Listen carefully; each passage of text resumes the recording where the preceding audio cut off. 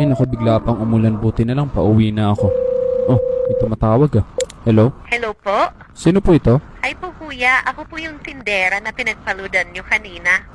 Bakit po kayo napatawag ate? May sasabihin kasi ako sa iyo kuya. Okay, sige po, ano po yun? Medyo weird to sasabihin ko kuya, wag ka sanang magagalit. Sige po, ano po ba sasabihin ninyo? Humingi kasi ako ng sign na kung sinong huling lalaki ang hahawak sa kamay ko bago umulan, yun ang magiging jowa ko. Ha? Naku ate, hindi ko naman hinahawakan yung kamay nyo. Hinawakan niyo po kuya nung nagbayad kayo kanina, nung nagpaload po kayo. Teka, alam mo, hindi ko sinasadya yun, tsaka madami naman ang bumibili dyan ah. Pero ang sign kasi kung sino ang huling makakahawak ng kamay ko at biglang uulan. Ikaw naman ang huling nakahawak ng kamay ko bago umulan eh. Naku ate, seryoso ba to? Baka nasasobrahan ka lang kakanood ng teleserye, tsaka hindi totoo yung mga ganung bagay. Pero parang nag-slow motion kasi kanina nung papalapit ka pa lang eh. Lalo na nung inalis mo na yung helmet mo. Ngayon lang ako nakaramdam ng ganito. Alam mo ate, hindi ko alam kung nagbibiro ka lang. Pero sorry, hindi na po ako pwede. Tsaka taken na po ako kaya malabo po yung iniisip mo.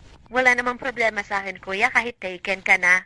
So paano kung tayo pala talaga nakatakda, diba? Kasi ikaw yung nakahawak ng kamay ko bago umulan eh kahit napakainit naman kanina, diba? So ibig sabihin, yun na yung sign. Naku ate, medyo alanganin ako dyan. Lalo na di naman kita kilala talaga. Hindi ko nga nakita yung mukha mo kanina nung nagpa-load ako eh.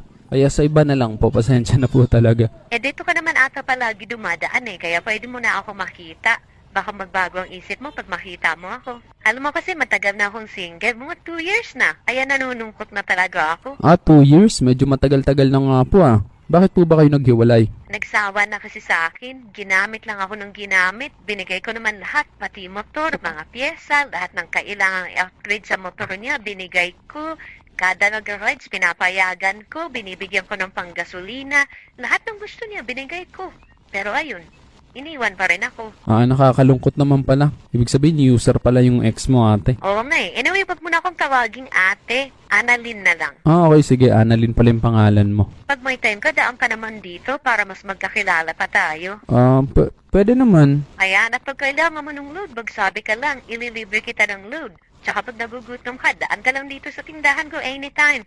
Lahat pwede mong kainin dito ng libre. Ha? Ay, grabe naman. Napakabait niyo naman po pala kung ganun. Basta ikaw, kung kailangan mo pa nga ng allowance, magsabi ka na. Hindi na po, pero salamat po sa mga offer mo, Mama Annalyn. Basta ikaw, basta bumalik ka lang dito, ako bahala sa'yo, okay? Sige, salamat. Sige na, bye na. Ang lakas ng ulan, baka mapano ka pa. Ingat ka sa pagmumotor ha, madulas ang kalsada. Okay, sige, salamat. Bye.